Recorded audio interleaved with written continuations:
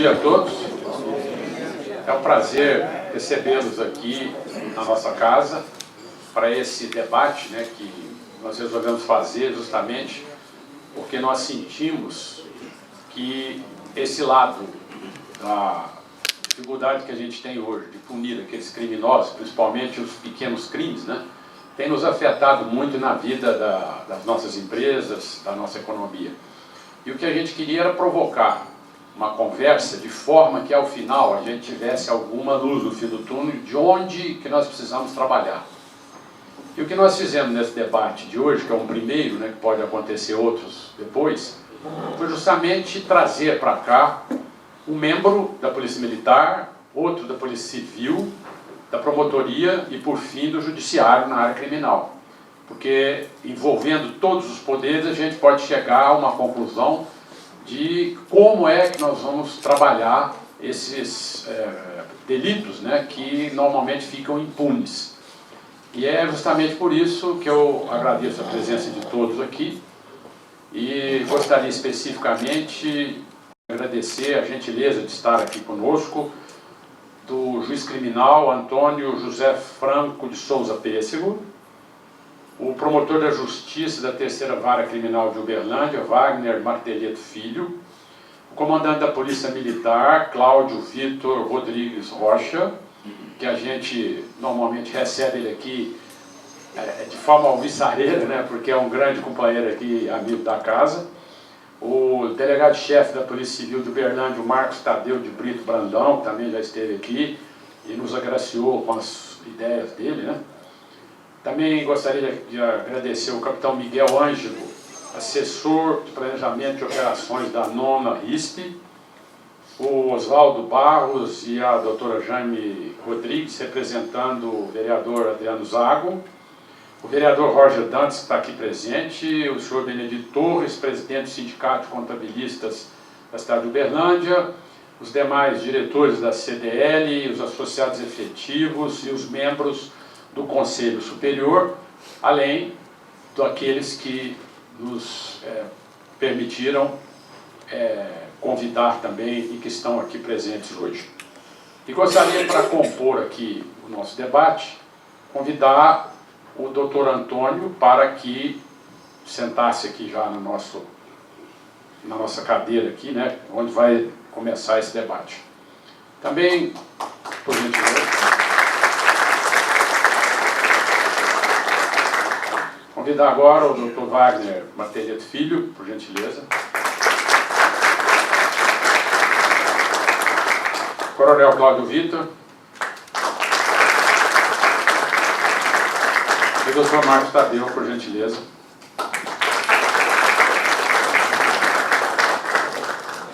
Em primeiro lugar, qual que é a ideia do debate? O debate é muito simples. Nós vamos conversar primeiro com quem coíbe o crime, que seria a Polícia Militar. Então, em geral, quem está na linha de frente e no dia a dia corre atrás dos criminosos é justamente a Polícia Militar. Depois nós temos o lado investigativo, que vai levantar as provas, né, e verificar o porquê do crime e colher todos os dados para que isso seja encaminhado depois para a promotoria.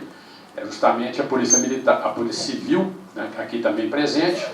Depois nós temos o nosso promotor criminal, que é quem vai validar essas provas e verificar se aquilo realmente é motivo de ser encaminhado então para o juiz, no caso, que também está aqui presente, o Poder Judiciário, para definir se aquilo é crime ou não e condenar ou não. Então é a última instância desses 4 poderes.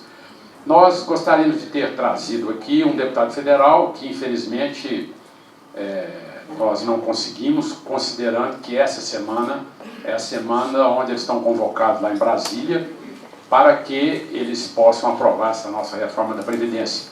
E o mais importante é que esses deputados quem fazem as leis. Então nós precisamos entender toda essa cadeia para chegar lá no final e verificar o que precisa ser feito para nós termos hoje um ambiente melhor nesse lado da criminalidade, né? Então, começando, eu gostaria de dizer o seguinte: por que é que nós resolvemos fazer esse debate?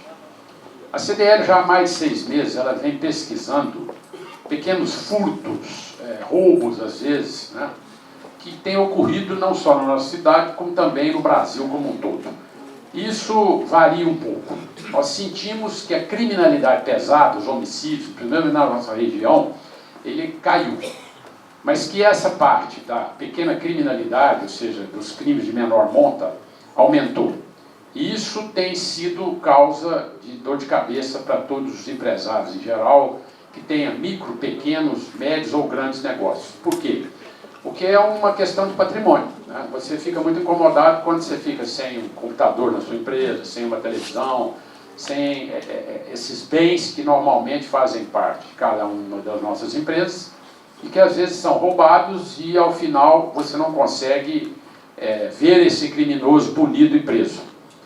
Aí a pergunta é, passando agora essa situação para o nosso comandante da Polícia Militar, e lembrando também que, na medida em que nós fomos conversando sobre os assuntos, que cada um pode estender esse assunto, ou às vezes trazer outros à baila que possam enriquecer o nosso debate.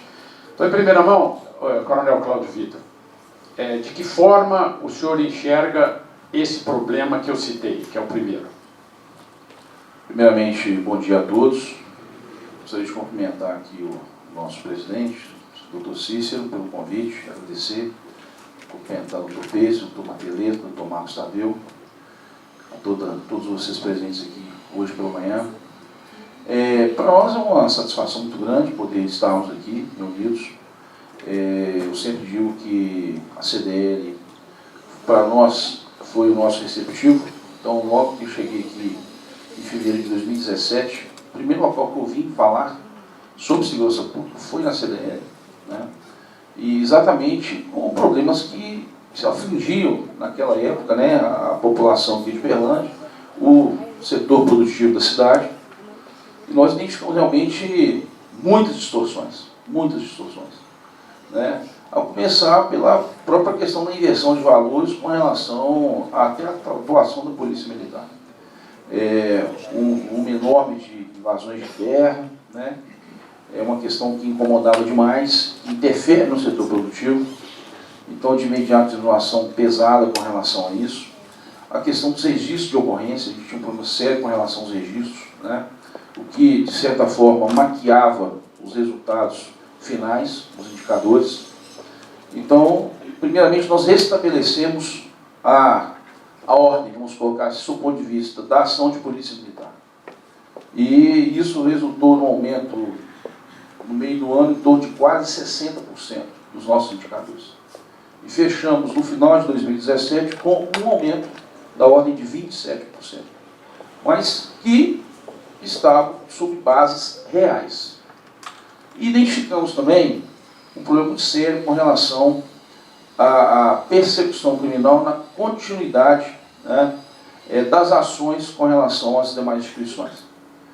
Nós tínhamos aqui um cidadão, nós levantamos no final, em agosto de 2017, um cidadão que havia sido preso 47 vezes e havia apenas 2 processos contra ele. Então, identificamos os gargalos. E para isso nós procuramos as demais instituições, inicialmente a Polícia Civil, o Ministério Público, a Justiça, e de lá para cá a gente tem um trabalho muito grande de proximidade na identificação de quem são os principais atores delictivos que pegam praticamente 80% das condutas criminosas na cidade de Uberlândia, para que nós possamos focar as nossas ações, seja no âmbito da Polícia Civil, seja no âmbito do Ministério Público, seja no âmbito da Justiça. Pois bem, com relação às ações da Polícia Militar, primeiramente, nós temos que entender que os crimes que causam a maior sensação de insegurança são os crimes de natureza patrimonial, em especial furto e roubo, seja ele em residência, veículo ou estabelecimentos comerciais, que é onde os senhores sentem mais. Então não adianta a viatura estar passando na porta da residência ou da casa dos senhores, se de madrugada tiver ali uma loja arrombada, ser levado o computador, levado o televisor, etc, etc, etc. Mesmo porque isso implica em um custo adicional para o comerciante. Então, nós passamos a trabalhar com estratégias de prevenção. Basicamente, a base de segurança comunitária, que chegou no final do ano passado, que teve um resultado muito importante, um impacto importante, a questão das redes de protegidos, a rede de comerciantes, vizinhança solidária, a questão da setorização, a polícia de proximidade. Então, provavelmente todos os senhores já devem ter recebido uma visita, ou pelo menos um convite, para que participasse de reuniões com a Polícia Militar. E muitos dos senhores aqui, a gente tem uma relação até de amizade, né, de proximidade, telefone celular à disposição, para que nós possamos estar realmente em condições de atendê-los com qualidade. O fato é que, com essas estratégias de prevenção, com esse apoio das demais instituições, em especial do Polícia Civil, do Ministério Público e do Poder Judiciário, nós estamos atacando no triângulo do crime, nos 3 pontos que são importantes. Para que haja o crime, eu tenho que ter uma vítima, eu tenho que ter um agente motivado e tenho que ter a oportunidade. As estratégias de prevenção, elas atuam no aspecto oportunidade. Então, eu tiro a oportunidade para que o cidadão pratique o delito. Exemplo, nós estamos em Uberlândia com 1 ano e meio sem estouro de caixa eletrônica. Em toda a região, são 18 cidades. Como é que nós definimos na oportunidade? Nós ocupamos o terreno primeiro, nós fazemos treinamentos preventivos, nós identificamos quadrilhas.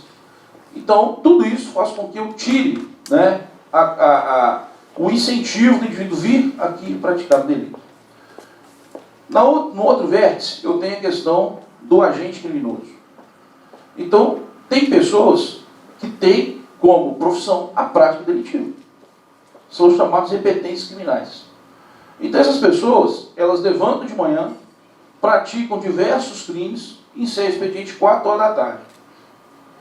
E vai gastar o nosso dinheiro, vai efetivamente se preparar para um novo dia de crime. Então, o que nós fazemos? Identificando essas pessoas, nós tecemos estratégias de prevenção, onde que essa pessoa está praticando delito, qual que é o seu modus operandi, quais são as suas características, vamos identificar e fazer a prisão. Trabalhamos junto a custódia. Então, o promotor de justiça, quando ele chega na audiência de custódia, ele tem todo o dossiê do indivíduo. Quantas vezes já foi preso, quais os tipos de crimes, para que ele possa, então, ali pedir a conversão da prisão em flagrante em prisão preventiva. E o magistrado tenha segurança para decidir. Então, isso é muito importante. Esse trabalho que é feito a várias mãos, é um trabalho que é feito em conjunto e que tem dado um resultado muito positivo. Nós temos a figura do NIC, que é o Núcleo de Inteligência Criminal, fica junto do Ministério Público, que faz a investigação, sob o ponto de vista da inteligência, e apresenta ao Ministério Público, que encaminha diretamente ao juiz, que expede ali as medidas liminares, as cautelares, as liminares, mandados de prisão, busca e apreensão, e que tem dado um resultado efetivo muito grande. Tivemos, na semana passada, a operação Safety Car, que inclusive transcorreu na 3ª vara criminal, onde tivemos a prisão de 14 pessoas, apreensão de veículo, arma de fogo, entorpecente, todo mundo guardado. Então, é um trabalho muito importante. E, claro, também as ações também através do GAECO, que tem desmantelado o crime organizado na nossa região, seja com relação a roubo de carga, com relação a roubo de veículos, a questão do tráfico de entorpecente, a questão de corrupção dentro das instituições, e que faz com que as instituições fiquem melhor qualificadas, sob o ponto de vista dos seus quadros, bem como a credibilidade junto ao cidadão de bem durante as suas ações rotineiras. Então, da nossa parte, nesses 2 anos e meio que nós estamos aqui, nós estamos tendo todas as portas abertas, seja pelo setor produtivo, setor privado, as organizações não governamentais, sejam pelas autoridades que representam as suas respectivas instituições. Então, de antemão, a nossa satisfação pelos resultados, que não é da Polícia Militar, é de todos, e, mais do que isso, agradecer todo o apoio que a gente tem tido de todos os atores que nós citamos aqui anteriormente. Então, essas são as nossas considerações iniciais. Coronel, agradeço as palavras aí. Acho que tudo que o senhor falou realmente é o que nós estamos comprovando. Agora eu volto a perguntar o seguinte: por que esses pequenos crimes, por exemplo, os furtos, às vezes mesmo o roubo, esses criminosos às vezes não permanecem presos, ou às vezes não, como você mesmo disse, tinha uma pessoa que tinha 46 processos e ele foi preso, aliás, ele foi preso, né, 46 vezes, e ele tinha uma série de processos e tudo, e aí ele continua solto. O senhor coloca isso de que forma? Bom, primeiramente, nós temos que tratar a questão com transparência e com realidade, né? Nós tivemos situações aqui em que simplesmente não era aberto nenhum procedimento contra o indivíduo. Então, não chegando para o Ministério Público um procedimento investigatório, não tem processo, né? Não tem processo, não chegando para o juiz uma denúncia, não vai ter processo. Nós corrigimos essas distorções, né? Então, o Dr. Marcos Tadeu, que chegou aqui também há pouco tempo, a gente tem uma parceria muito forte com relação a isso, e isso não existe mais. Isso não existe mais. Mas aconteceu no passado, né? Então, é importante que deixe isso claro, porque as distorções, elas ocorrem no sistema. Muitas vezes, você tem profissionais que não são vocacionados para a atividade que desempenham. Estão ali meramente de passagem.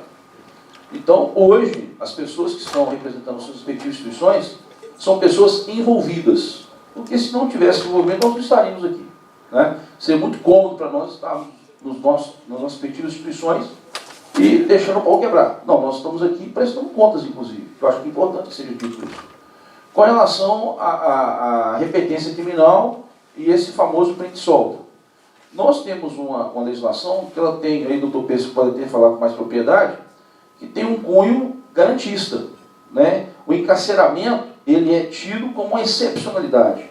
Ele não é uma primazia normativa com relação a qualquer tipo de delito, de forma generalista.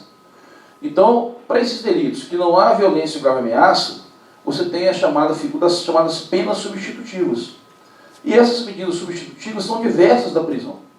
De modo que, para que esse indivíduo que pratica pequenos delitos sem violência ou grave ameaça, para que ele possa efetivamente ficar encarcerado, tem que haver várias incidências e ainda assim a possibilidade dele não ficar preso, né? Em razão da individualidade, da conduta do indivíduo e da condição dele enquanto infrator. Tá? Aí uma questão que a legislação talvez tenha que ser mexida nesse sentido, né? Porque você tem algumas excrescências do direito brasileiro. Quando você pega, é um indivíduo que arromba um carro e leva vamos dizer assim, toca-fita não, ele leva lá um equipamento de som do carro, a pena é o dobro que se levar o carro inteiro. Então, são coisas que são dicotômicas, né? Sob o ponto de vista normativo. Na hora do aplicador, aquele que vai aplicar a norma, ele se vê diante de uma normativa que ele está vinculado. Tá? Então, a gente tem que repensar algumas posturas com relação a isso. Mas, como o senhor disse, tem que passar efetivamente por uma mudança normativa. O Código Penal, o Código de Processo, até talvez uma emenda constitucional, quando se fala, por exemplo, com relação à redução da maioridade penal, que é um drama que nós vivemos, né? E nós temos um trabalho pesado lá com o doutor Poiani, a doutora Luiz, o doutor Paminones, para ver se consegue deixar o menino internado. Que na verdade não é menino, né? Tem 17 anos do meu tamanho e o sujeito anda com arma aí na cintura. Errado. Então são essas discrepâncias que eu acho que são importantes para que os demais integrantes aqui na mesa possam comentar dentro da sua respectiva ótica. Muito bem, comandante. Só querendo esclarecer um ponto importante, é que você citou que existe aí um problema de legislação e, ao mesmo tempo, essas penas alternativas que caberiam, digamos, ao pequeno criminoso, né, aquele que pratica furto e que não tem uma relevância tão grande, elas muitas vezes não têm uma regulação ou às vezes uma estrutura capaz de fazer a pessoa cumprir isso. Porque o que nós temos notado é que tem pessoas que reincidiram nesse tipo de crime várias vezes e que até hoje eu não vi nenhuma pena alternativa clara que ele tenha cumprido. Então existe o quê? A vontade de se fazer isso, mas não tem uma estrutura capaz de encaminhar ele para esse lado. É o que eu acho que a gente tem sentido. E aí eu gostaria então de passar agora a palavra, considerando o caminho, às vezes, né, que começa na Polícia Militar, depois a Polícia Civil, depois a Promotoria e, por último, a parte da Justiça Criminal, que poderia clarear melhor esse caminho nosso aí. Então, eu gostaria agora de passar para o Marcos Tadeu, que é o nosso delegado regional aí da Polícia Civil, para que fizesse alguma consideração, considerando os mesmos problemas que o comandante Cláudio Vitor colocou. Por gentileza. Bom dia, senhores. Senhoras. Bom, o coronel Cláudio Vitor foi muito feliz e muito preciso em tudo que ele colocou. O Poder Executivo, aqui representado, né, pelas polícias, polícia militar, polícia civil, nós cumprimos a lei. O nosso instrumento de trabalho é a lei. Se não cabe prisão para aquele evento, vamos colocar aqui, por exemplo, que eu me levante e plante a mão na cara do nosso amigo Cadu aqui. Tem comandante da Polícia Militar aqui, tem um capitão aqui. Eu não vou ser preso. Eu não vou ser preso por causa disso. Mas, se a pessoa chega em casa e agride a sua esposa, não estou falando que isso seja certo. Vai preso. E nós temos algumas aberrações, né, a nível legal. Por exemplo, o camarada é preso por tráfico de entorpecentes. Recentemente, nós fizemos uma apreensão aqui em Uberlândia de mais de 9 milhões de reais em cocaína. 9 milhões por baixo, mais a carreta que estava transportando essa droga. Qual que é o impacto disso na sociedade? O tráfico de entorpecentes, ele é a grande mola propulsora de diversos outros delitos. O senhor, presidente, o senhor me falou que furtaram uma televisão e venderam essa televisão no caminho. Para que vendeu uma televisão que custa mais de 3 mil reais por 200 reais? Para comprar droga. Simplesmente. O coronel Cláudio Vitor colocou, olha, a profissão do cara é praticar crimes, praticar furtos, crimes contra o patrimônio. Para que ele faz isso? Para comprar droga.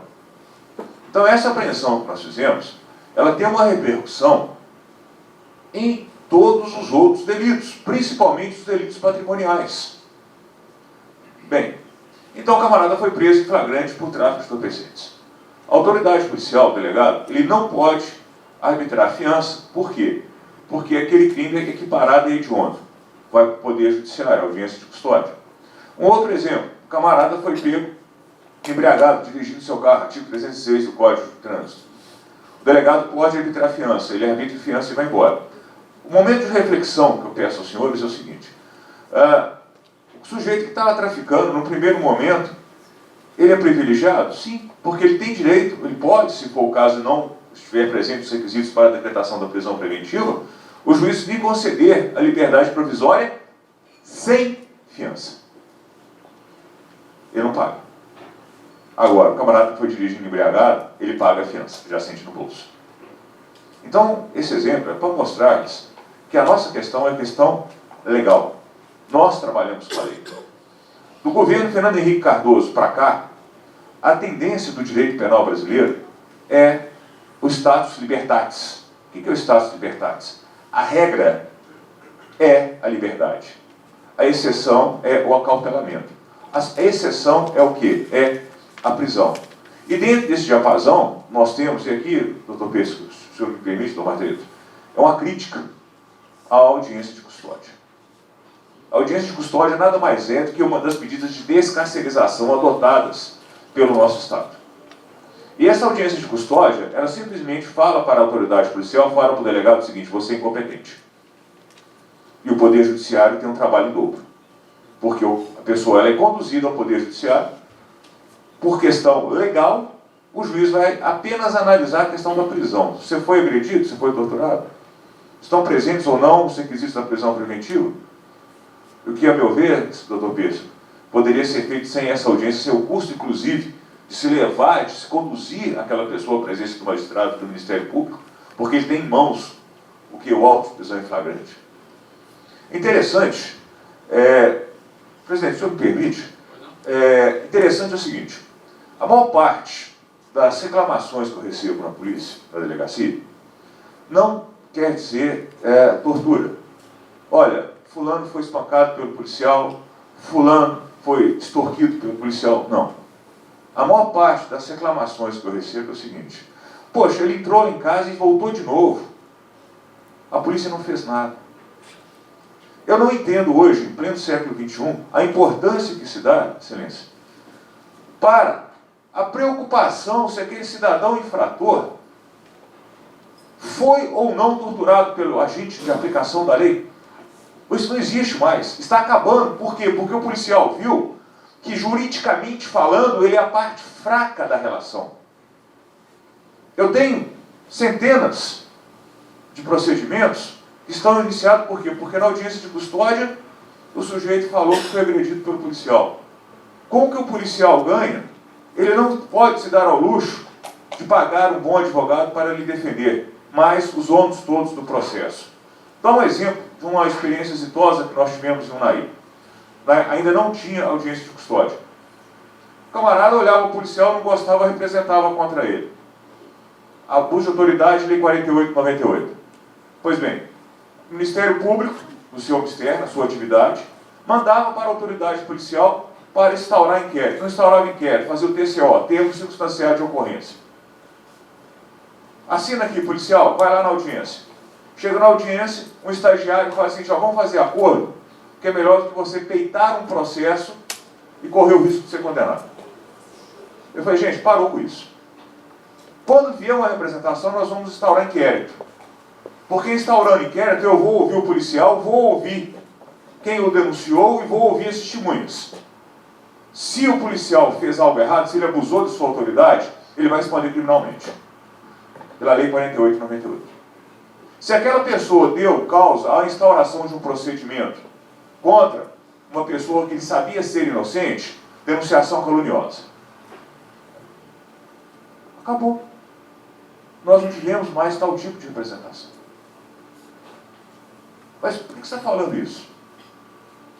E o nosso presidente do STF falou, olha, nós estamos tendo um número expressivo de crimes contra o patrimônio.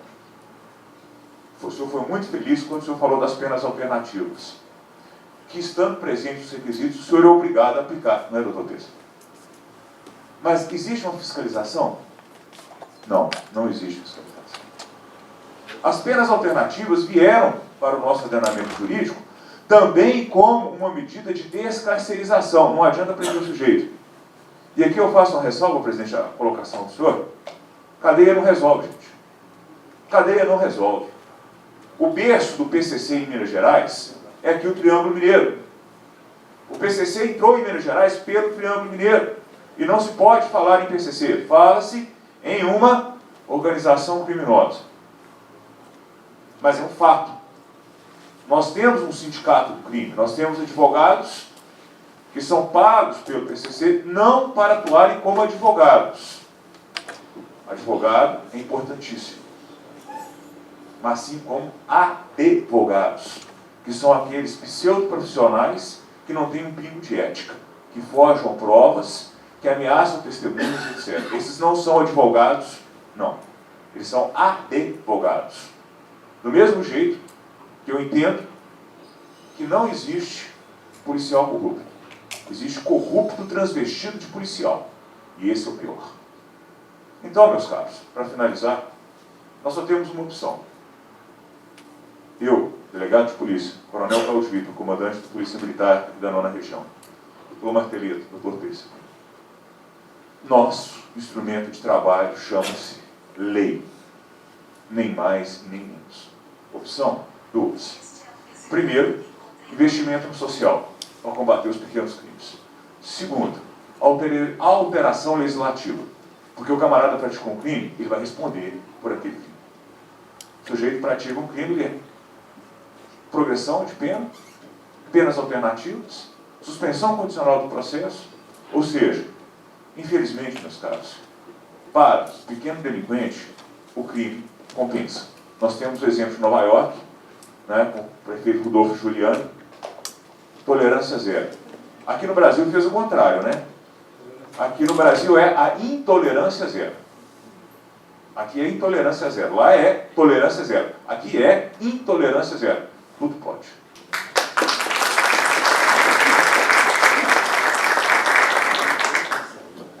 Bom, obrigado pelas palavras, Marcos Tadeu. E gostaria, então, agora de passar para o doutor Martelito, para que ele fizesse as suas considerações sobre os assuntos tratados até então. Bom dia a todos. Cumprimento e agradeço o convite do Dr. Cícero. Também gostaria de cumprimentar meu amigo comandante Vitor, meu amigo de trabalho diário, Dr. Pêssego, Dr. Marcos, que ainda não conhecia pessoalmente, uma honra, e bom dia a todos. Vou ser muito breve, eu prefiro eventualmente depois responder alguma indagação mais específica dos senhores, né? Acho que o resumo, vamos dizer, o resumo da ópera foi muito bem executado aqui pelo comandante Vitor e pelo Dr. Marcos, em termos de análise da criminalidade, dos assuntos que interessam aos senhores aqui, né? Teria alguns pequenos pontos só para ressaltar. Penso que hoje uma das grandes causas, e vou dizer uma coisa que é uma coisa conhecida de todos, né? Mas a grande causa dos crimes patrimoniais e dos crimes violentos, tanto aqui como em qualquer outro grande centro, é o tráfico e o consumo de entorpecentes. Penso que nós não temos feito um trabalho de grande eficiência em termos de atacar realmente as causas desse problema, até porque é extremamente difícil que isso se realize, né? Nós precisaríamos de um trabalho muito mais pontual e de investigação, como acabou de trazer o exemplo aqui do Dr. Marcos, de uma grande apreensão de droga, que eventualmente também é realizada pela Polícia Militar. Mas o que nós temos visto no nosso cotidiano são pequenas apreensões de drogas, né, de forma aleatória, que tem que acontecer no âmbito do trabalho preventivo da Polícia Militar, e essas pequenas apreensões acabam redundando em um procedimento por parte da Polícia Civil, que muitas vezes acaba se restringindo pela quantidade de crimes, a lavratura do auto de prisão em flagrante, que é o documento formal, e a remessa depois disso ao judiciário, sem tempo e recurso suficiente para investigar de fato aquela infração penal. Isso acaba chegando numa audiência de custódia, que é o primeiro filtro, né? E nesse primeiro filtro, se não há reincidência e se a apreensão de droga, que é o que acontece em regra, é de pequena quantidade, o sujeito tem direito de ser colocado imediatamente em liberdade, até porque ao final do processo, caso ele seja condenado, ele não vai ser punido efetivamente com uma pena de prisão, então não há nenhum sentido técnico, né, em manter o preso antecipadamente. E isso acaba tendo um reflexo muito sério, que é o nosso problema diário, aqui já voltado para o Ministério Público e para o Poder Judiciário, que é o nosso reflexo na nossa pauta de audiências. O que acontece para que os senhores entendam minimamente isso? Se nós iniciamos um processo penal, é preciso que seja marcada uma audiência para que aquele processo seja apreciado e julgado, para que as provas sejam produzidas. Na terceira vara criminal, que é a vara onde eu atuo faz 16 anos, o Dr. Pêssego já está também, se não me engano, há mais de 10, né? Mais de 11 anos, nós estamos simplesmente com a pauta de audiência para 2022. Ou seja, se acontece um crime hoje, né, a não ser que se trate de um processo de réu preso, e o processo vai tramitar mais rápido. Se acontecer, por exemplo, aqui agora, um crime de roubo, e se esse sujeito for colocado em liberdade por qualquer razão, a prova desse processo vai ser colhida mais ou menos daqui 3 anos. E aí imaginem o reflexo, né, disso em termos da qualidade da prova, da produção da prova e mais. E principalmente mais. Imaginem o reflexo disso em termos de condenação. Porque um sujeito eventualmente vai receber uma condenação por um crime que ele praticou 5, 6 anos depois. Então, onde eu quero chegar com esse discurso? Nós precisamos pensar em uma maneira de combater o crime com maior eficiência. Porque se a gente continuar combatendo o crime da maneira como a gente tem feito hoje, e isso envolve todas as instituições, Polícia Militar, Polícia Civil, Ministério Público, Poder Judiciário, faço totalmente o meia-culpa do Ministério Público. Se nós continuarmos desta maneira, e eu não sei a alternativa, não vou dizer aqui que eu vou trazer soluções, estou trazendo dúvidas. Se nós continuarmos nesse sistema, né, me parece que nós estamos atuando de uma forma menos eficiente do que a gente deveria atuar, para que isso represente, repercuta numa sensação de melhor segurança ou de maior segurança para a população. Ou seja, nós estamos muitas vezes com uma pauta de audiências abarrotada de casos de menor repercussão em termos da vida da comunidade, da vida social, né? E em face exatamente dessa enorme quantidade de processos e de casos que chegam ao Poder Judiciário, muitas vezes nós não conseguimos dar uma resposta efetiva para os casos efetivamente graves. Agora, dizer aos senhores que em qualquer lugar do mundo, ou em qualquer país do mundo, ou em qualquer momento da história, qualquer tipo de sociedade livre, civil livre de crime, eu vou estar dizendo algo absolutamente falacioso e mentiroso. O que nós precisamos é combinar, de alguma forma racional, a liberdade, a sensação de liberdade com a segurança. Por quê? Somente se a gente vivesse em um estado absolutamente totalitário, sem nenhum tipo de liberdade, não haveria crime.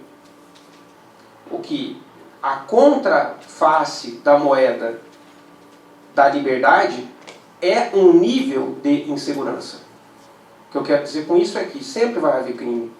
O que nós precisamos é, como cidadãos, acreditar que as normas que regram as nossas vidas, né, as normas legais, não só as de conduta, as morais, as éticas, né, que a gente também precisa pensar muito, né, mas que essas normas que regram o nosso convívio e que são aquelas que o direito penal protege, elas de fato valem. E como é que a gente sabe que uma norma vale? Quando essa norma é violada e há uma resposta por parte do Estado. A resposta não precisa ser necessariamente a prisão. A resposta pode ser outra. Mas tem que haver uma resposta. O que faz com que a norma perca a validade, a ideia de segurança e a ideia de que nós devemos cumprir as normas é que elas são violadas e não há uma resposta. Esse é o problema maior, na minha opinião. Então, para que haja essa resposta, nós precisamos reunir forças, e aí sim aqui é muito importante estar aqui na presença dos senhores e das demais instituições, para que nós possamos discutir caminhos. Né? Discutir junto com a Polícia Militar, com a Polícia Civil, com o Ministério Público, com o Poder Judiciário, com a comunidade. Bom, então nós vamos investir em quê? Como nós vamos passar a atacar essas causas? Né? De que modo que a gente pode mudar esses paradigmas para que a gente tenha uma justiça mais rápida, para que a gente tenha uma qualidade melhor dos processos, para que a Polícia Civil possa investigar melhor e trazer uma prova melhor para o Ministério Público, para que o Ministério Público possa levar uma prova melhor para o Poder Judiciário e que isso redunde em uma punição daquele que é culpado rápida e que demonstre para o cidadão que a norma foi cumprida. Eu acho que é esse conjunto de questões que a gente precisa refletir. Não vamos sair daqui com respostas, né? Obviamente, vamos sair daqui com dúvidas, mas também talvez com algumas possibilidades de evolução. Né? Então, em síntese, obrigado. Obrigado, doutor Martelletto.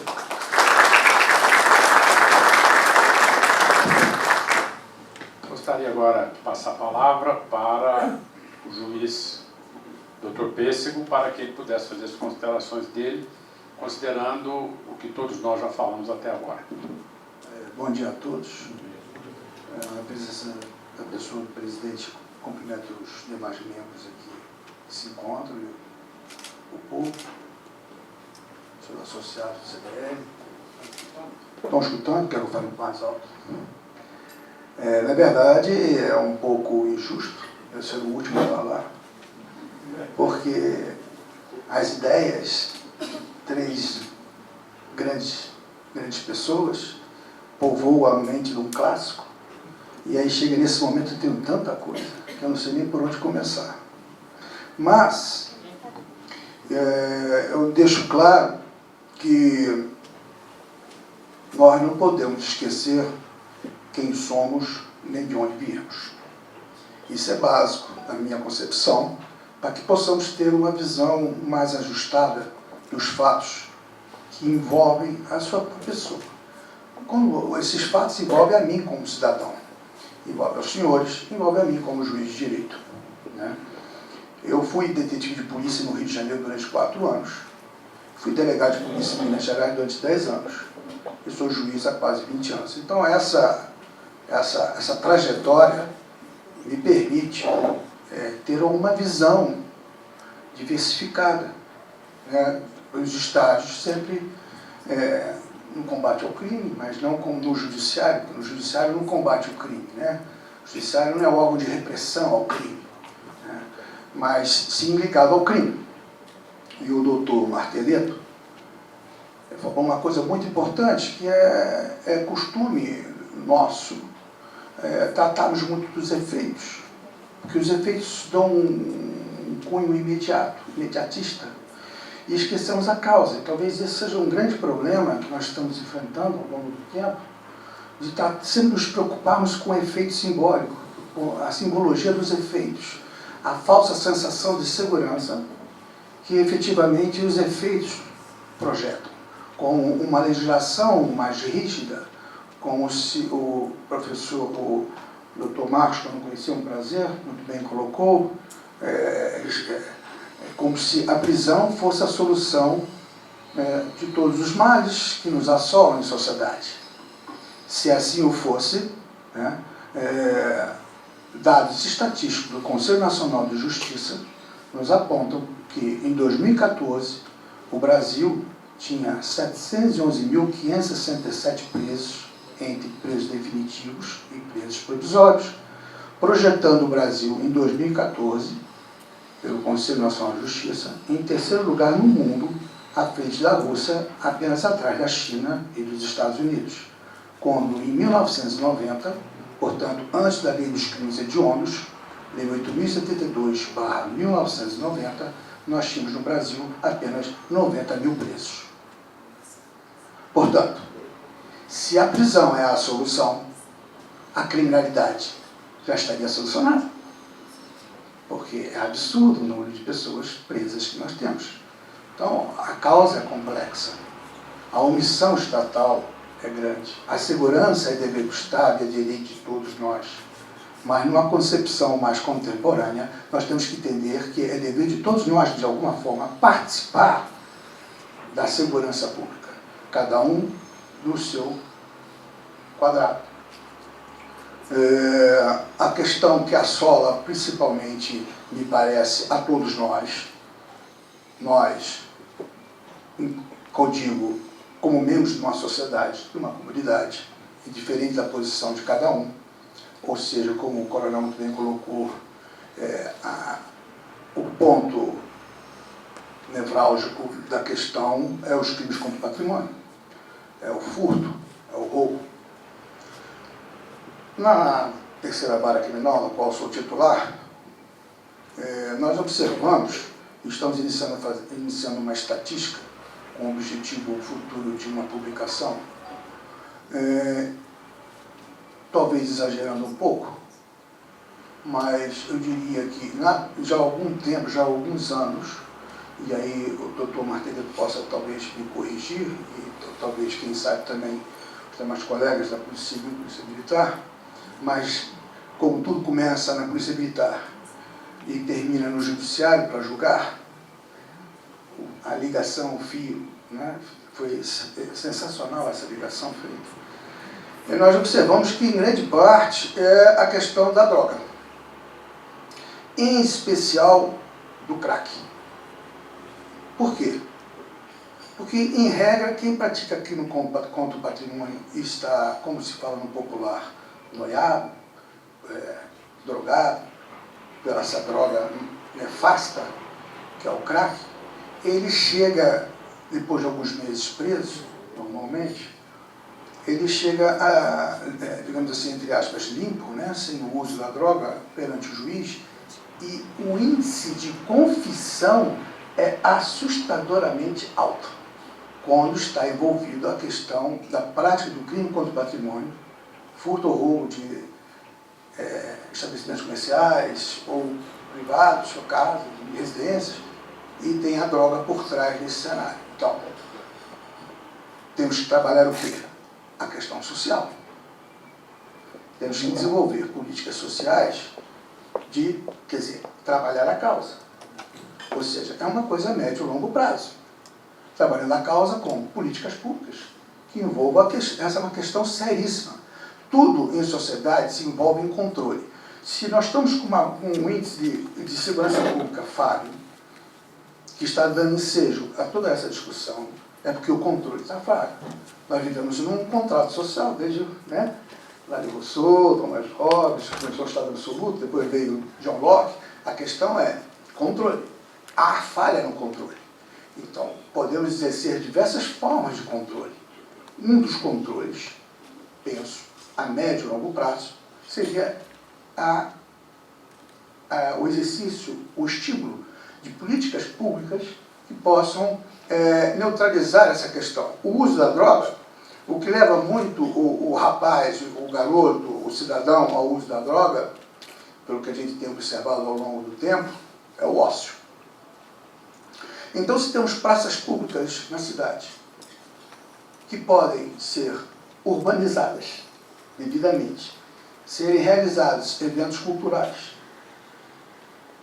certamente aquelas crianças, aqueles adolescentes que estão em casa, porque os pais estão trabalhando fora, e aí está aquela uma comunidade mais, digamos assim, mais vulnerável, e está um rapaz, um garoto, um adolescente, uma criança de 12 anos, tem que ficar em casa para cuidar do irmão de 8, de 6, enquanto a mãe e o pai trabalham fora. Se tiver um evento, se tiver uma ação educacional, no sentido de tentar buscar o porquê que essas crianças não estão indo à aula, porquê que há uma evasão escolar, tentar trazer, isso é um trabalho a médio e longo prazo, mas que com certeza vai refletir em todos nós no que diz respeito à segurança pública. Imediatamente, o que nós podemos fazer é o que nós estamos tentando fazer. A polícia, na minha concepção, a polícia militar, a polícia civil, o Ministério Público, tentando enxugar o gelo. A pauta, nós fazemos cerca de 5, 6 audiências por dia. Por exemplo, sexta-feira eu tenho audiência da GAECO. GAECO, para quem não sabe, é um grupo de ação contra o crime organizado do Ministério Público, em que só nessa audiência eu tenho 17 réus para ouvir. Então, nós priorizamos o quê? Réu preso, nós priorizamos o quê? Os crimes graves, e porque eu sou só um. Então, toda a estrutura estatal e judicial, de alguma maneira, fomenta toda essa problemática que nós estamos tratando aqui. O Estado, porque não trata como deve tratar, cuida como deve cuidar dos estabelecimentos prisionais. Está melhorando muito. Ontem mesmo soube, por exemplo, na esfera da Polícia Civil, que Porto Alegre, Santa Catarina e Paraná, os delegados de polícia estão fazendo a lavatura do auto de prisão em flagrante, talvez o professor Dr. Marcos possa saber, já no sistema audiovisual, como é feito já na justiça criminal. As audiências hoje em dia da justiça criminal são audiovisuais. Então o sistema audiovisual ele dá uma grande credibilidade à ação, e isso tudo faz todo, é como eventualmente nós temos constatado por alguns policiais militares que filmam a ação, a prisão. Então, isso dá uma credibilidade, uma segurança, porque as imagens dificilmente serão manipuladas. Chega no judiciário, no Ministério Público, no judiciário, a coisa já anda até mais rápido, de certa forma. Então, acho que essa parte da tecnologia é importante na ação da Polícia Militar, sempre se possível, é claro que isso envolve uma questão orçamentária, mas é importante porque a coisa é transparente, igual na Polícia Civil lá do Sul, estão realizando essa questão da audiovisual, é um dos pontos que eu acho relevantes. Fora isso, eu acho que nós temos a solução que seria o que vem sendo adotado desde 1990, que é um sistema que eu não concordo, que tem provado que é um sistema, é um engodo, que é um sistema punitivista. Como se, repito, a lei desse o efeito simbólico de segurança e todos nós ficamos satisfeitos, porque alguém é excluído da sociedade. Só que esse excluído da sociedade, né, esse excluído da sociedade que é preso, não há nenhum trabalho de ressocialização. E nós todos financiamos esse sistema. Cada preso custa mais de R$2.000 a todos nós, né? Então, pensem, alguém como nós que hoje é um estranho, amanhã pode ser um parente nosso, um amigo nosso, que entra nesse sistema. Ele é misturado a outros, como o coronel bem colocou, em outras palavras, pessoas que são vivendo o crime. Alguém que entrou ontem, porque se há um crime que todos nós podemos praticar, todos nós, é o homicídio. Estamos na nossa casa, alguém entra na nossa casa, há um embate, e em defesa própria matamos alguém. Mas até provar que foi em defesa própria, você vai a júri. Até provar, você é bandido. E se for vigorar a máxima que bandido bom é bandido morto, nós estamos mortos. Todos nós. Ontem eu vi uma frase interessante, bandido bom, bandido ressocializado. Interessante essa frase. Então, nós temos que trabalhar essa questão, porque eles saem piores do que entraram. E nós estamos financiando esse círculo vicioso. E aí o círculo fica lá, vai para a polícia, Ministério Público, Judiciário, volta, e todo um sistema que a longo prazo, repito, mas não devemos deixar de falar sobre isso, na minha concepção. Não devemos deixar de debater sobre essa questão, porque senão vamos estar perdendo tempo aqui falando, então vamos fazer o seguinte, vamos criar uma nova lei com uma pena mais grave para certos crimes e vai continuar a mesma coisa, porque o que nós temos observado é que o bandido de carreira, digamos assim, como de certa forma o coronel falou, ele não está preocupado, vai pegar pena de 10 anos, 15 anos, ele não está preocupado com pegar pena. Até porque, como o Dr. Marcos falou, não quis falar facção criminosa, né? As facções, mas o crime organizado, ele está agradecendo ao Estado de estar dentro do sistema prisional. Porque dentro do sistema prisional, ele comanda com absoluta segurança todos o crime. Então, isso tudo são questões que nós temos que repensar, e eu acho excelente essa possibilidade que eu tive de falar, embora eu, como juiz, não tenha nada a ver com o combate ao crime, mas como cidadão, por quem já passou, porque já passou, e vive, né, é um juiz de uma vara criminal, e como uma pessoa integrante da sociedade, a qual eu quero viver bem, meus filhos vivam bem, os filhos dos senhores vivam bem, né? Não queremos o mal de ninguém, né? Nós queremos o bem. Então eu acho que a busca de uma sociedade melhor é a médio e longo prazo, e a curto prazo é isso que o coronel vem desenvolvendo desde que assumiu aqui em 2017. Nós temos notado, viu, coronel, lá no judiciário, né, temos notado a mudança de atuação, e também não posso deixar de negar, embora não tivesse conhecido o Dr. Marcos, a mudança de postura da Polícia Civil. E aí nós temos o prazer de termos um Ministério Público extremamente eficiente, e uma Defensoria Pública também extremamente eficiente, em Minas Gerais, e que nós fazemos o que é possível dentro do instrumental que nos é dado. Mas não podemos negar que, vejam bem, eu estou aqui como juiz titular da terceira vara criminal há 11 anos. Há 11 anos a demanda, a entrada mais que dobrou.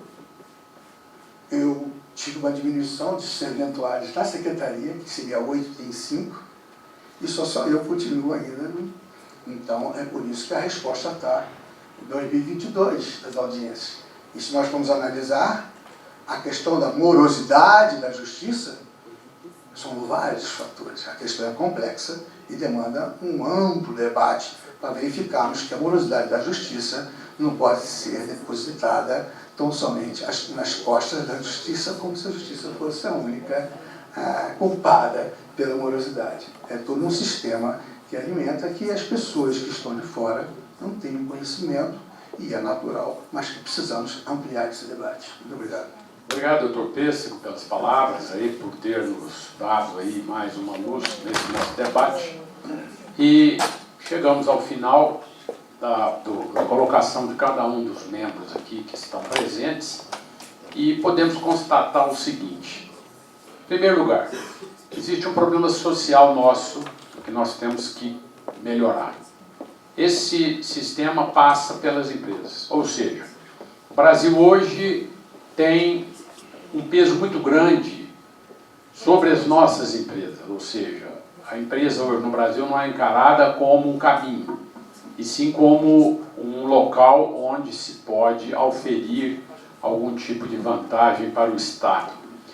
Então, esse lado liberal, da qual nós estamos fazendo, a colocação aqui agora, é um caminho, ou seja, na medida em que você desonera as empresas, né, diminui os impostos, melhora a condição das empresas de prosperar, de progredir, diminui toda essa parte aí difícil que é a burocracia, né, simplifica as leis, porque não existe como trabalhar num país que tem mais de 150 mil leis.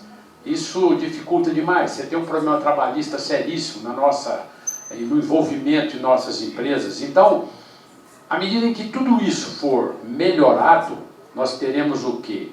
Uma capacidade de prosperidade de todas as nossas empresas, principalmente aquelas que dão mais empregos, que são as micro, as pequenas e as médias empresas, principalmente dentro das áreas de comércio e serviço. Na medida que tudo isso ocorra, nós teremos o quê? Capacidade de empregabilidade. E aí nós vamos cair onde alguns dos nossos palestrantes aqui colocaram, que é a situação social da população. População onde existe muito desempregado, a pessoa cai naquele ócio, que foi muito bem citado pelo Dr. Pêssego, no sentido de que o sujeito, quando está sem o que fazer, com a cabeça, digamos, nesse aspecto, ou ele vai para a droga, ou ele vai inventar algum tipo de atividade que não coaduna com a nossa sociedade. Então está bem claro o seguinte, o fator empresa, no sentido que ele é preponderante na nossa sociedade, para que nós possamos ter um equilíbrio social, onde gere para a população emprego, que vai gerar renda, que vai gerar consumo e vai fazer esse círculo virtuoso prosperar. Então esse é um primeiro ponto, muito importante. Segundo ponto, nós chegamos à conclusão aqui de que um ponto seríssimo chama-se a legislação. Nós temos no Brasil uma legislação que precisa ser mudada. E como bem falou o doutor Marteleto, de que é muito importante que a gente pense no equilíbrio. Ou seja, um Estado extremamente ditatorial seria um Estado onde a criminalidade chegaria a zero. Mas a nossa satisfação como cidadão seria ruim. E o Estado totalmente como é o nosso hoje, né, tendente a uma democracia que não é bem uma democracia, né, ele é um Estado que leva a distorções sérias. Por quê? Porque traz para o processo dos criminosos uma situação onde tudo é protelado. As medidas protelatórias, as situações onde todo mundo acaba não sendo punido como deveria, porque às vezes uma pessoa que praticou um pequeno crime, ele tem uma punição severíssima, enquanto aquele que teve um crime muito maior, leva a um estado de tranquilidade, no sentido de que esse crime às vezes vai conseguir um tempo tão longo para ser julgado, que ao final ele prescreve e a pessoa fica aí livre como está. Então nós temos o quê? Uma necessidade muito grande agora de criar modificações na legislação e ter coragem, às vezes, de mexer até na nossa Constituição. Porque a Constituição foi feita por nós mesmos. E muitas vezes quem está lá, ou quem participou disso, tentou fazer o melhor, mas deixou o quê? Algumas peças que precisam ser recolocadas nos seus devidos lugares. Aí, chegando à conclusão final, nós precisamos fazer um trabalho agora, como sociedade, bastante sério, junto ao Legislativo. Por quê? O Legislativo é onde se faz as leis. E as leis são enviadas ao judiciário, que evidentemente tentam cumpri-las. Isso tudo está muito imerso em burocracia pesada, e aí nós vemos que não funciona. Esse assunto também que nós colocamos sobre as penas alternativas, de não haver o quê? Uma vigilância, um acompanhamento, né? uma forma de verificar se isso está acontecendo. Hoje nós temos no Brasil uma evolução no que diz respeito ao crime de grande porte, ao crime de colarinho branco, mas precisa fazer isso chegar aos níveis mais baixos. Então nós, como sociedade, precisamos, em primeiro lugar, chamar os nossos deputados para que eles entendam tudo que foi colocado aqui e a necessidade das mudanças, propondo o quê? Projetos. Porque, infelizmente, pela nossa experiência, boa parte desses deputados, eles não sabem nada do que diz respeito à criação de leis. E precisam que a gente os monitore através de projetos de leis que saiam daqui previamente montados para que eles sigam um caminho, um raciocínio que vá simplificar tudo isso no país. Para a gente ter um país de forma que nós possamos falar que países como a Austrália, Canadá, a Nova Zelândia e alguns países nórdicos realmente representem o quê? O anseio de toda a população, que não precisa de pôr todo mundo na cadeia e nem muito menos nós temos essas distorções que a gente está levando a cabo. Então, resumindo, agradeço a presença de todos os participantes. É o seguinte, eu vi agora recente, né, uma medida provisória baixada pelo presidente Bolsonaro e liderada pelo Moro, que é dar condição jurídica, né, para que os criminosos, os chefes do tráfico, que normalmente têm mansões, carros, poder, tem estrutura financeira para bancar o crime e que não aparecem, que não são presos, né? Então essa medida é para que o Poder Judiciário possa imediatamente poder tomar posse de seus bens e rapidamente colocar eles à venda, fazer dinheiro e pegar esses recursos e poder destinar ao combate ao crime e dar criar esse ciclo de recursos extraídos do próprio poder do crime, do bandido, né? Então, essa medida provisória nós precisamos de apoiar o governo para que o Congresso aprove, né, de maneira definitiva. E talvez eu coloque essa situação, não seria um bom caminho que outras medidas provisórias sejam baixadas, já que a lentidão é muito grande para fazer nova legislação criminal, né? E o Congresso, infelizmente, a gente não tem expectativa rápida em relação ao Congresso, de melhorar o Congresso, em termos de valores e princípios. Então, seria a gente juntar nossas forças aqui para apoiar ações nesse sentido. Então, não seria um bom caminho a gente incentivar novas medidas provisórias do governo? Bom, do meu ponto de vista, eu imagino o seguinte: medida provisória, ela dura 120 dias. E o presidente atual, apesar de bem intencionado, é preciso que ele tenha uma condição de conversar mais com o Congresso, diretamente com o Congresso, antes de lançar a medida provisória. Porque o que tem ocorrido é o seguinte: ele coloca uma medida provisória, a medida provisória às vezes não é bem aceita porque o Congresso não interessou por isso, muitas vezes eles estão pensando no próprio Congresso e não na população brasileira, e a medida provisória, quando chega no Congresso, ela não é aprovada. Já aconteceu duas boas medidas que já caducaram e o Congresso não interessou-se por ela. Então, talvez o nosso papel aqui como entidade seria, usando a tecnologia, como bem disse o nosso juiz Pêssego, né? Ele falou que lá em Santa Catarina, acho que no Paraná e no Rio Grande do Sul, já existe um trabalho muito grande da videoconferência para auxiliar na velocidade da solução das medidas.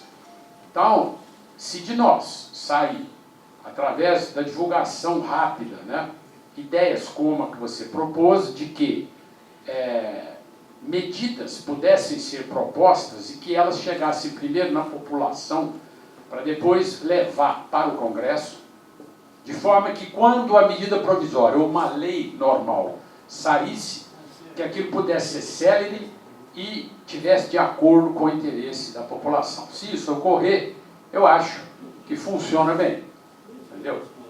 Mas somente uma medida provisória, ele é o embrião de alguma coisa que às vezes morre por questões políticas que nós sabemos que ocorrem, né? Em primeiro lugar, bom dia. Eu gostaria de cumprimentar a CDL e as demais autoridades pela iniciativa. E meu nome é Benito Salomão, sou economista, sou empresário aqui na cidade também. E eu ouvi atentamente a fala de todos. E saio com um resumo, grosso modo, do que vocês disseram, que nós temos dois problemas relacionados à segurança pública no nosso país, né? E Uberlândia dentro desse contexto. O primeiro problema é um problema de legislação, o segundo problema é um problema de tráfico de drogas. Processo legislativo, a gente sabe, qualquer pessoa que conhece minimamente o processo de mudança legislativa, a gente sabe que demora, não é de um dia para o outro, e também não adianta o Uberlândia falar só com os deputados da nossa região aqui, que eles interferem pouco no processo legislativo nacional. Agora, na questão do combate às drogas, me causou uma certa inquietação, e a fala do Dr. Pêssego me tocou profundamente, porque eu tive a sensação de que o poder constituído do Estado está atuando simplesmente no combate à oferta de drogas. E aqui eu gostaria de cumprimentar a todos, porque se fala aí da apreensão de não sei quantos quilos de pasta base, de cocaína, de maconha, etc. Mas eu vejo uma omissão do Estado brasileiro muito grande relacionada à questão da demanda. E aqui eu gostaria de citar um exemplo, que eu acho que é latente a todos aqui. O Estado brasileiro, principalmente os municípios, eles se esvaziaram da questão da educação, que é onde, penso eu, a droga está entrando hoje. E não é mais nas universidades, né, como comumente isso é colocado. Na verdade, o aluno ele já está entrando nas universidades usuário de droga. Isso tem acontecido em níveis cada vez mais precoces de educação. Então eu gostaria, em primeiro lugar, de sugerir à CDL que em um próximo encontro trouxesse o poder público municipal na figura de algum secretário para que pudesse prestar contas do que a prefeitura faz hoje para repelir o acesso à droga na nossa rede pública de ensino, né? Porque também não adianta sobrecarregar as polícias, o Ministério Público, o Judiciário, se lá na ponta o traficante está atuando ali e seduzindo menores, pessoas que ainda não têm valores formados, pessoas que ainda não têm um conjunto de regras bem delimitadas para o convívio em sociedade e que vão ser os bandidos de amanhã, né? E aí realmente não adianta simplesmente falar bandido bom e bandido morto, não, né? Nós estamos produzindo mais bandidos cada vez mais nas nossas redes públicas de ensino, né? Então eu gostaria de sugerir que isso fosse trazido para discussão, o poder público municipal, e saber das autoridades constituídas o que o poder de cada um de vocês aqui, a atuação de cada um de vocês aqui, poderia nos ajudar nesse sentido, né, de tirar a droga das nossas escolas, para que nós não tenhamos bandidos a serem ressocializados amanhã, né? Eu gostaria dessa fala dos senhores.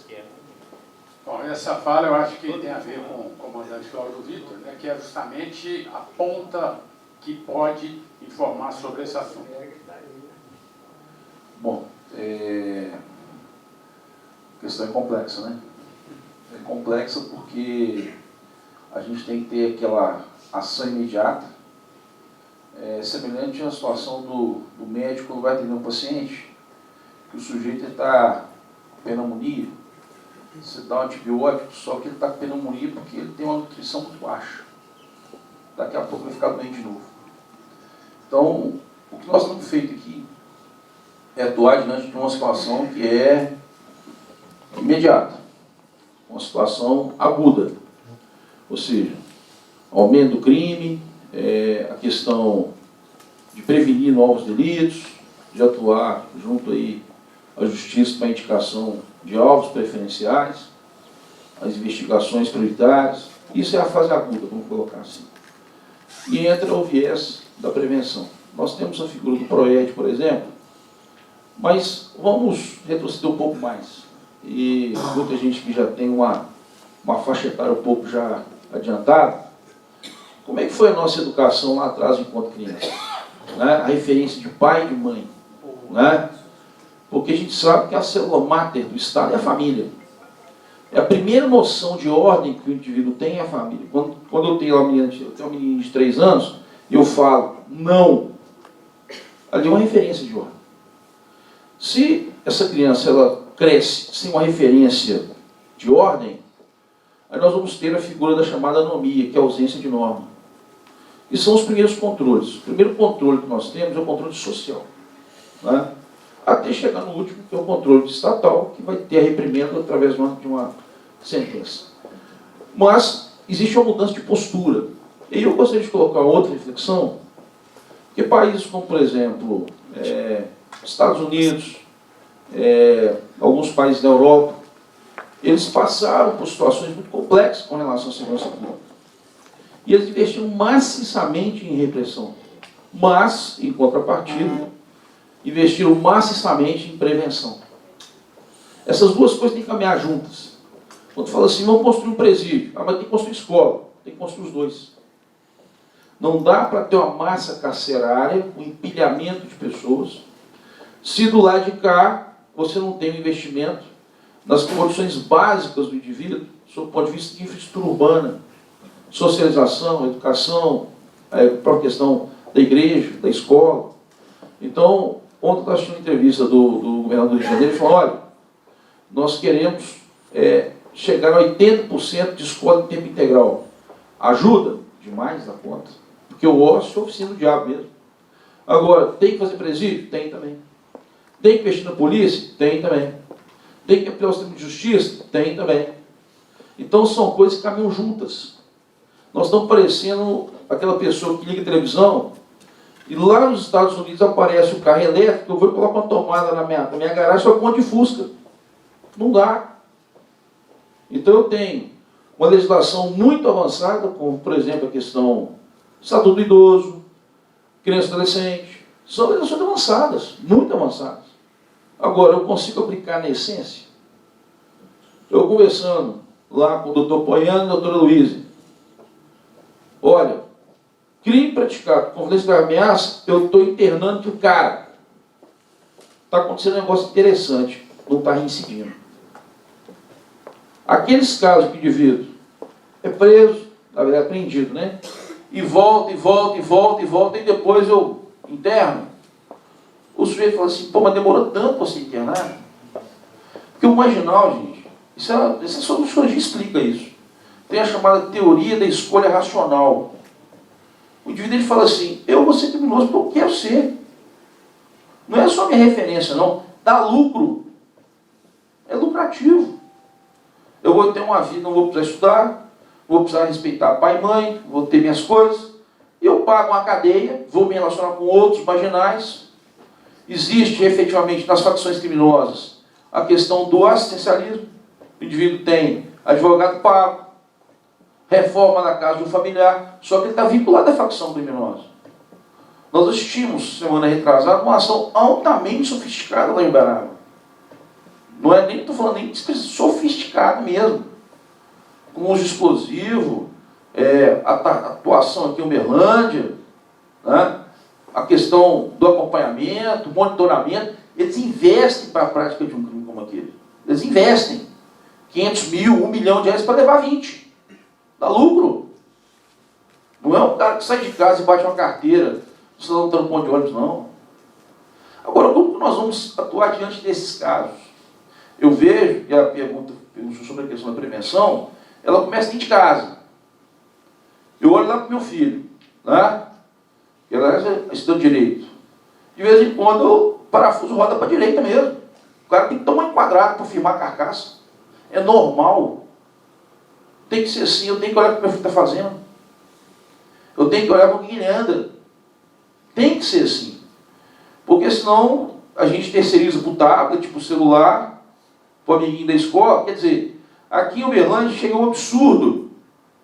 Eu dei uma ordem para o oficial com relação à invasão de terra. Não tem conversa. Tropa de choque arranca de lá. Aí o oficial falou assim: comandante, mas vai dar problema. Eu falei: já deu. Você chamou a polícia porque já deu problema. E vai dar. Olha que loucura. Um juiz expede o mandato de uma reintegração de posse. Demora 6 meses para cumprir, doutor. Não se cumpriu a ordem judicial nesse país mais não? Espera aí que eu vou negociar a ordem que o senhor deu. Isso é fragilizar uma instituição. O cara invade a sua terra e fala assim: não, faça uma ocorrência, deixe que a justiça resolve. Não dá. Não dá. Então a gente tem que mudar posturas, a gente tem que mudar alguns discursos. Prevenção é importante, tem que ter, é fundamental, não tem dúvida disso não. Mas, na outra ponta, tem que falar assim: ó, você errou, meu filho, você paga. Então nós 4 aqui, ó, nós estamos na fase aguda. Na fase aguda. Dando uma resposta diante de um quadro. Olha, não dá para deixar um camarada que é criminoso, violento, solto. Não dá. Isso não dá para fazer. Agora, aqueles novos que porventura possam vir entrar nesse sistema, nesse circuito, esse eu posso atacar lá na educação básica, lá no ordenamento. E olha uma coisa que eu falo: Uberlândia, gente, é uma ilha, tá? Eu falo isso todo dia. Fiz carreira em Belo Horizonte, 27 anos. Aqui é uma ilha. Aqui a gente vai na CDL, eu vou no juiz, eu vou no promotor, eu vou no civil. Nós conversamos. Belo Horizonte não conversa, não. Em Belo Horizonte, eu não tinha sequer um contato. Tinha dificuldade enorme de conversar com um delegado que atuava na minha área lá. Juiz criminal nem sabia. Esquece, promotor esquece. Porque está todo mundo no automático. Não dá para parar, não. Não dá. Uma vara com 8 mil processos, 10 mil processos, o outro lá com não sei quantos processos. Quer dizer, é isso que a gente está convivendo. Agora, nós temos condições, sim, de verificar na nossa governança, na nossa gestão, o que é que nós podemos atacar. Olha, tem 10 pessoas que têm que sair de circulação. Não dá para ficar com esses caras aqui todo dia praticando crime em Uberlândia, não. Isso dá para fazer. Dá para colocar lá no PROER, escolas pontuais, dá, fiz meu irmão com a Secretaria de Educação. Dá para fazer. Agora, nós tivemos um caso aqui no início do ano, em que um aluno traficante foi abordado pela polícia militar no bairro Horário. O professor, que também é traficante, se arvorou e defendeu o aluno. A escola mobilizou contra a polícia. O que aconteceu? Tropa de choque. Soltou gás dentro da escola? Soltou. Soltou, ué. Soltou. Fui para a imprensa. Estamos todos agora. Não está certo. É correto um diretor de escola defender um professor que é traficante? Usuário de droga? É certo um reitor proibir a poder entrar numa faculdade, o jambolão onde se reúnem para consumir entorpecente? E a polícia é repressora? Não é não. Essas posturas a gente tem que mudar. Não dá para ficar nesse negócio do tudo pode. Cumpre a lei, ponto. Acabou. E isso começa dentro da nossa casa. Filho que é permissivo demais, ele se torna um adulto que não tem resistência à frustração, é o cara que suicida. Porque ele não tem, ele não foi forjado. Aí, não consegue chegar em determinada condição, suicida. Vai usar droga, faz bico. Então, essas situações, eu acho que a sociedade brasileira, ela tem que verificar o que ela quer. Isso é que eu acho mais engraçado, quando você viaja para o exterior, o brasileiro no exterior, ele é ordeiro. Ele é ordeiro. Ele chega lá, ele, sim senhor, seu policial, ele não transgride a norma de trânsito, ele anda pianinho. Aí chega aqui e ele faz tudo de errado. A mesma pessoa, a mesma pessoa, a mesma pessoa. Então, eu acho que a gente tem que começar a agir de uma forma uniforme, em todos os momentos. Coerente, coerente. Não é verdade? Porque aí vai para frente. Gente, qualquer lugar do mundo, só há desenvolvimento, só há progresso econômico, divisão de renda, onde há ordem. País ordeiro é país próspero. País abacalhado é pobreza, é criminalidade, e por aí vai. O caminho são coisas que andam juntas. Por que os marginais às vezes deixam de escolher Uberlândia para ir para outra cidade? Porque aqui tem ordem. Não estou falando só da polícia, não, mas da cidade organizada. Quando eu falo com alguns colegas meus lá em Belo Horizonte, está gostando mesmo? Estou adorando. Tem duas coisas que a gente pede para Belo Horizonte: não tem metrô e favela.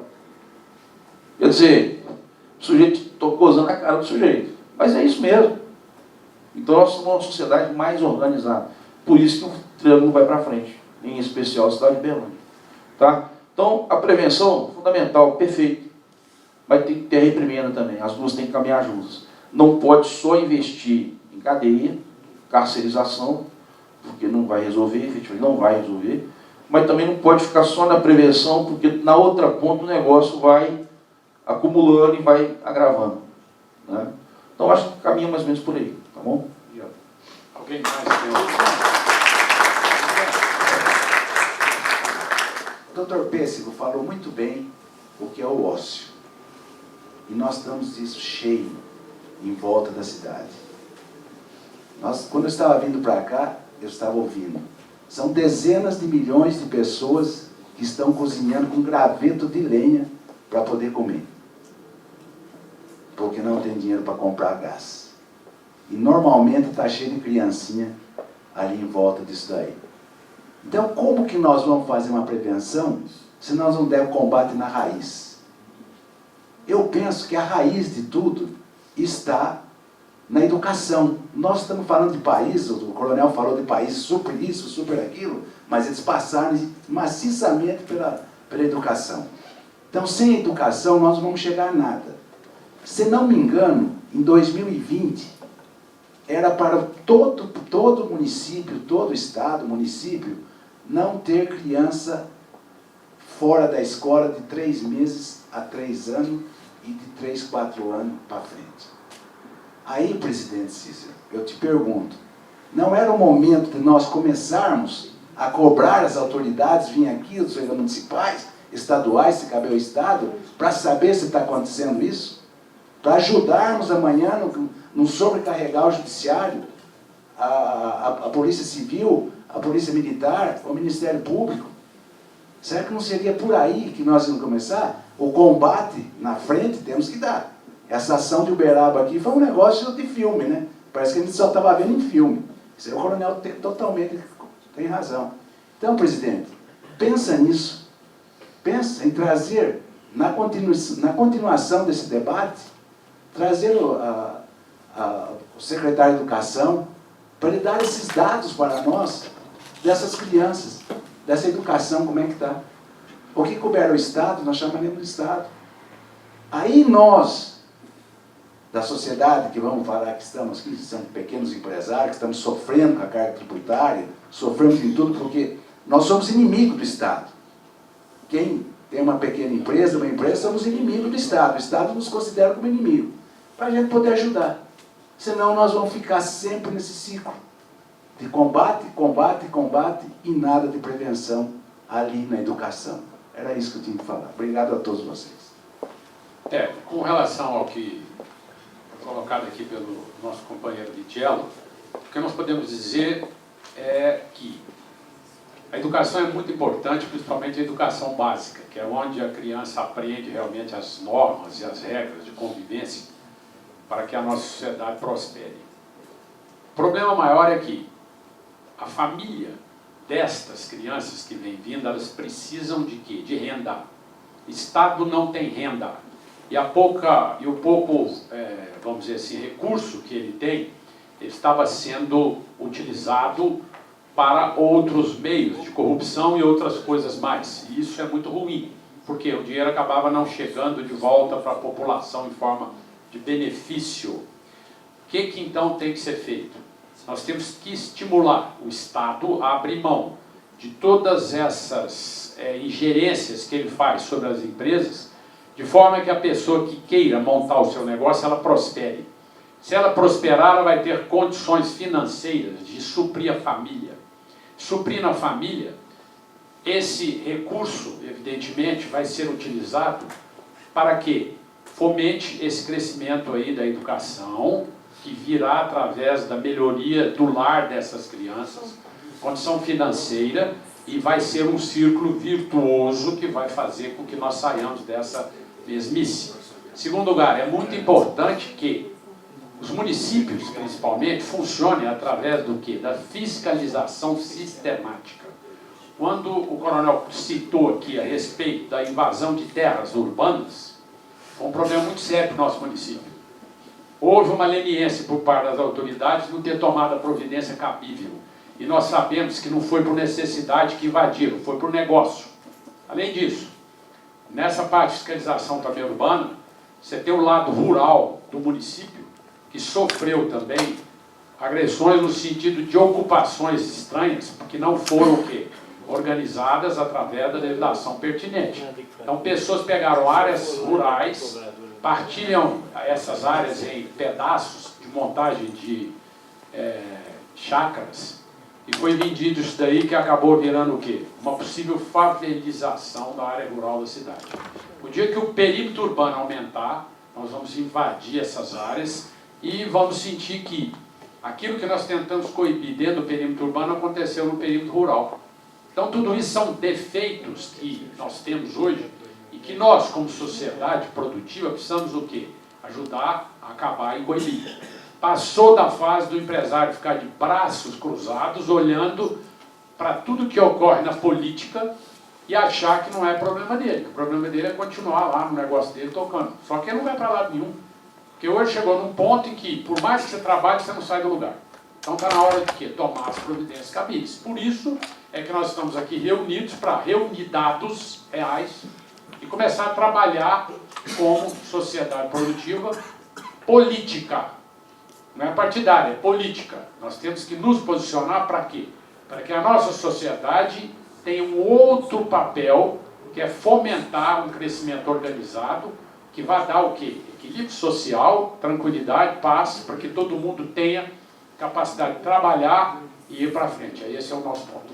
Bom dia. O meu nome é Antônio, eu sou Relações Públicas da IMT e também sou instrutor de formação de vigilantes no CEPAG. Então, tendo a fala do novo comandante, o senhor falou a questão do exemplo que vem de casa. O que nós constatamos? Que está tendo ingresso de meninas e garotos no crime através das drogas lícitas, que é o cigarro e a bebida. Existem leis que proíbem o comerciante vender o cigarro e a bebida. Porém, alguns alunos assim têm relatado que ele está fazendo segurança num comércio, aí ele vê o adulto, tio, pai, comprando a bebida e dando para o próprio filho. Então a gente vê que está uma desestruturação comportamental dentro de casa. Porque às vezes, todos aqui, se for olhar a nossa origem, igual o Vossa Excelência falou, a gente vai lá que a gente comia macarrão no fim de semana, né? Para comer um franguinho. Muitos aí não tiveram o acesso a que os jovens hoje têm. E nem por isso, se chegasse em casa com objeto que o pai ainda não identificasse de onde veio, fazia o quê? Devolver. Quem te deu isso? Se pegasse uma bala, tinha que devolver. Ó, meu filho, você não aceita isso. E hoje os valores morais, que é fundamentado dentro de casa, infelizmente, acabou. Aí dou uma pergunta. Nós sabemos que tem muitas meninas ingressando no crime.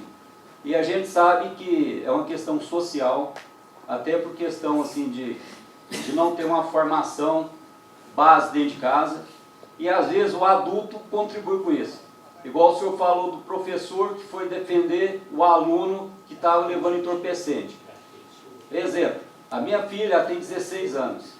Lá na escola onde ela estuda, no René Janete, muito importante aquilo que o senhor falou em trazer representantes do município aqui, por quê? Tem diretoras que, por exemplo, tá aí o comandante aí está de farda. Nós identificamos ele como um agente da lei pela farda. Tem um novo delegado ali, que já tem a Polícia Civil, que ela já trabalha na função investigativa, ela não tem que estar caracterizada. Agora o aluno, na escola, você não identifica se é aluno. Você chega lá, está de boné, está de chinelo, camiseta cavada. Então, eu já questionei o diretor, quem que é aluno na escola aqui? Então isso facilita, às vezes, o ingresso de entorpecentes, justamente por não ter o controle de entrada e saída. Prova disso é aquele crime que teve lá no Rio de Janeiro, teve aquele crime lá, daqueles 2 alunos que nem eram aluno, entraram lá e cometeu aqueles homicídios. Então essa é a minha fala. Obrigado. Tá, muito obrigado aí pela pergunta. Eu acho que nós todos estamos aqui com vontade de colocar os nossos pontos de vista, porque todos nós estamos impactados com a necessidade de realmente movimentar a sociedade no sentido de combate ao crime e de melhoria desse lado aí, que eu acho que aflige toda a população. Só que nós estamos já com o tempo esgotado, e eu acredito que nós podemos fazer outros debates desse tipo e tomar atitudes adequadas para que a gente tenha uma participação mais efetiva na sociedade. Lembrando que nós aqui podemos ser uma célula que vai começar algum movimento que acabe contaminando o país. Por quê? Porque o nosso sistema de CDLs não é só de Uberlândia. Nós temos 1.500 CDLs em atividade no país inteiro. E por causa disto, nós podemos mobilizar, saindo daqui as ideias, todo esse sistema no sentido de sentir que a sociedade quer as mudanças cabidas, ok? E para finalizar, eu gostaria muito de agradecer ao Dr. Antônio Zé Franco, juiz criminal de Uberlândia. Gostaria de agradecer o Dr. Wagner Marteleto, o Coronel Cláudio Vitor, do Marcos Tadeu, que é o nosso delegado da Polícia Civil, por terem vindo aqui, discutido, colocado os seus pontos de vista. Eu gostaria também de agradecer aos presentes que também participaram ativamente e convidá-los para que não só viessem outros debates desse tipo, como também unissem os seus esforços aos nossos para que tudo que a gente discutiu aqui não morra nessa reunião, ok? Muito obrigado a todos e está encerrado então o nosso debate.